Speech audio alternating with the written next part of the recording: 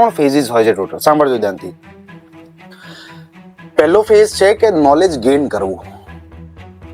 બીજો, હવે એ ફેઝમાં છે ને તમારે ટાઈમ નહીં જોવાનો. પછી આ ટાઈપના પ્રશ્નમાં નોલેજ ગેઇન કરી રહ્યો તો 5 મિનિટની થાય, ઇટ્સ ઓકે. બીજો ફેઝ છે તમારી તૈયારીનો, એ જો તમે ક્વેશ્ચન સોલ્વ કરતા હતા ને, તમે એટલા તૈયાર થઈ ગયા હોવા જોઈએ કે દુનિયાનો કોઈ બી પ્રશ્ન તમારાથી સોલ્વ થાય. એ તમારો સેકન્ડ ફેઝ છે. પણ એ ફેઝમાં હવે તમારે ટાઈમ મેનેજમેન્ટ કરવાનું ચાલુ કરવાનું. આ ટાઈપના પ્રશ્નમાં જે અત્યાર સુધી તમને 5 મિનિટ થતી હતી, ટાઈમર લઈને બેસો કે આ ટાઈપના પ્રશ્નમાં હવે 1 કે 1.5 કે 2 મિનિટનો અંદરનો ટાઈમ થાય. મારા મત પ્રમાણે 1 જ મિનિટનો ટાઈમ થવો જોઈએ આ ટાઈપના પ્રશ્નોને સોલ્વ કરવા માટે. તો સેકન્ડ ફેઝમાં ટાઈમર લઈને બેસો કે 5 મિનિટની 1 મિનિટ સુધી કેવી રીતે પહોંચાય.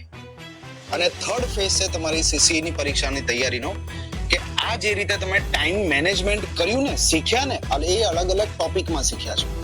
હવે એ ટાઈમ મેનેજમેન્ટ, બધા યુનિટ ટાઈમ મેનેજમેન્ટ ભેગા કરીને એક મૂક ટેસ્ટ આપવાની, કે જેમાં તમારે દરેકે દરેક 40 રીઝનિંગના પ્રશ્નો વિધિન ટાઈમ, મેં તમને ટાઈમ આપેલો છે 20 મિનિટ, તો 20 મિનિટમાં 40 ક્વેશ્ચન્સ એટલીસ્ટ અટેમ્પ્ટ થાય એ તમારે ટ્રાય કરવાનો.